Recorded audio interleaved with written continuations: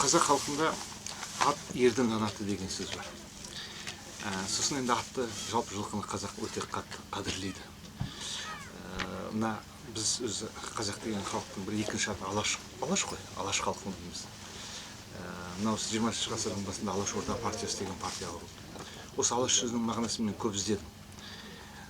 Сөйтсем, бұл Алаш деген сөздің түпкі мағынасы жылқы деген мағынаны білдіреді екен. Жылқы. Мына бізге көрші татар, башқұрт, чуваш халықтарында әлі күнге дейін алаша сөзі жылқы деген мағынада қолданылады. Жылқы сөзі болады. Осыдан мына орыстың лошадь сөзі, алашат сөзі шығады. Ал енді осының үнді-еуропалық калькасы пегас, қанатты аттың образы бар. Әсіресе еуропалық поэзияда көп қолданылатын ол. Яғни мына аттылық мәдениеті, атқа міну мәдениеті деген бұл Еуразияда қазақ халқының тарихымен, этногенезімен, этникалық тарихымен тығыз байланысты құбылыс. Қазақты бөлек, жылқыны бөлек қарастыруға болмайды. Бұл бір-біріменен әбден мыңжылдықтар, ғасырлар емес, мыңжылдықтар бойы бір-бірімен әбден араласып кеткен бір тұтас сондай бір мәдени өркениеттік құбылыс деп есептеу керек. Сондықтан да бүгінгі күні осы мәдениетті жаңғыртып жатқан азаматтарға үлкен ризалығымызды білдіруіміз керек. Өйткені бұл біздің жанымыз, бұл біздің тарихымыз, бұл біздің мәдениетіміз. Атқа мінсек біздің тарихи жадымыз оянады, тарихи мәдениетіміз оянады. Рыцарлық мәдениет ол аттылы азаматтардың мәдениеті. Өйткені бұл ат үстінде ғана мүмкін рыцар болып жүру, өзді ұстау. Ал рыцарлық мәдениет біздің бүгінгі күніміз үшін өте қажет. Серлік мәдениет дейміз ғой, негізінен рыцарлық мәдениет, азамат есебінде өзіміз ұстау үшін. Сондықтан да бүгінгі күні бұл өте өзекті мәселе.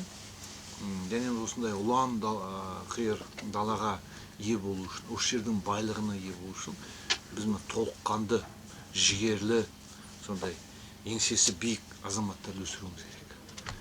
Сондықтан да оны өсіретін ат мәдениеті, атқа міну мәдениеті болады. Жаяу жүргеннің жөні бір бөлек, ат үстінде жүргеннің бір бөлек. Әрине бәріміз атқа мініп мал бағып кету шарт емес, бірақ осыны сезініп жүру бүгінгі күні өте үлкен пайдалы шаруа ғой деп ойлаймыз.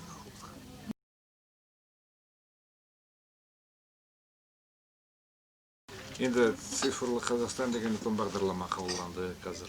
Осы бағытта біраз азаматтар, ғылыми техникалық ұжымдар жұмыс істеп жатыр, қауымдар жұмыс істеп жатыр.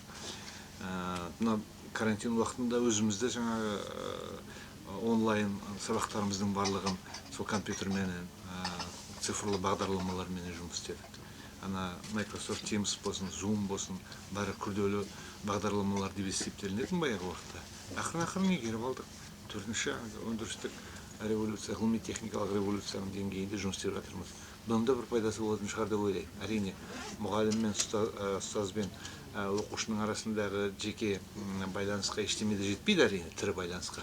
Дегенмен өркениеттің шығарған жаңалықтарын, өркениеттің ішінен өсіп шыққан жаңалықтардың барлығын игеру керек. Сонымен бірге оны игеру біздің дәстүрімізге қатты әсер етеді деп және ойламаймын. Дәстүрді игеру, цифрлы мәдениетті игеруге қарсы болады, я болмаса оны тоқтатып тастайды дегенді мен қабылдай қоймаймын. Мен өзім қазақ ауылында өстім, қазақ мектебінде өстім.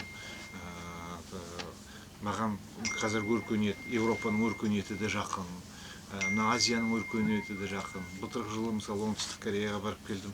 Мен өзім сондай бір бүтін санаған жоқпын ол жерде. Я болмаса алдыңғы жыл Еуропаға барып келдім, Испанияға.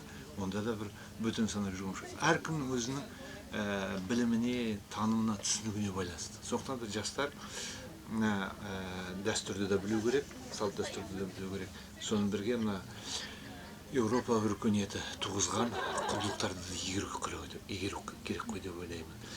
менің ойымша тіпті дәстүрлі ортада атқа мініп өскен азамат, рухы биік азамат ана өркениетті игеруге қабілеті көбірек болатын сияқты да көрінеді маған.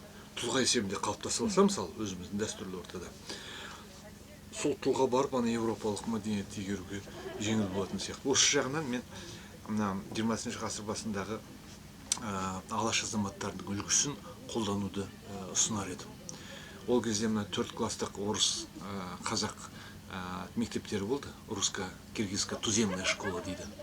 Соны бітіретті, сол біліммен барып ана Санкт-Петербургтың, Мәскеудің университеттерінде оқиды. Яғни Тартудың университеттерінде, Варшава университеттерінде оқиды.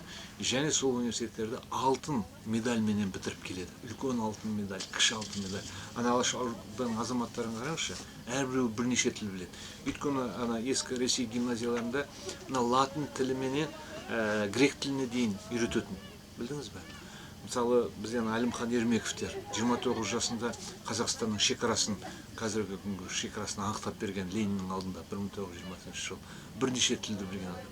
Ресейдің технологиялық университетін ана Томскінің бітірген адам. Сонымен бірге қазақ дәстүрінің де білгірі, қазақ өмір салтының білгірі, соны ұстанған азаматтардың. Меніңше бұл жағынан бізге сол алашорда азаматтарының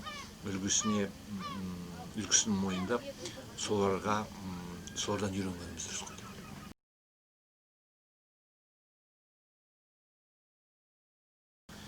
Осы жақында ғана сіздерде Бұзық орталығында Оғыз мұрасы деген, Еуразия тарихындағы Оғыз мұрасы деген бір жақсы хабар өткіздік.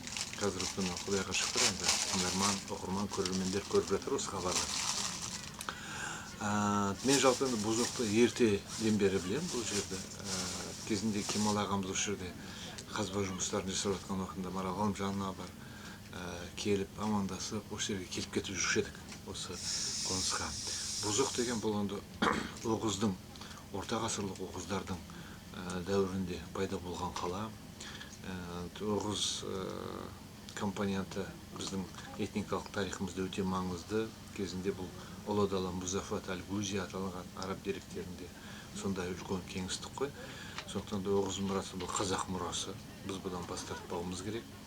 Ал енді дәл осы жерде жаңағындай үлкен кешеннің ашылып жатуына мен үлкен қуанышпен қараймын. Бұл жерде археологиялық, этнографиялық ескерткіштер болады ғой деп ойлаймын. Олардың бағана жаңғыртпаларын, суреттерін көріп жатырмын. Жоспарларыңыз дұрыс, бұл бағытта жасалып жатқан.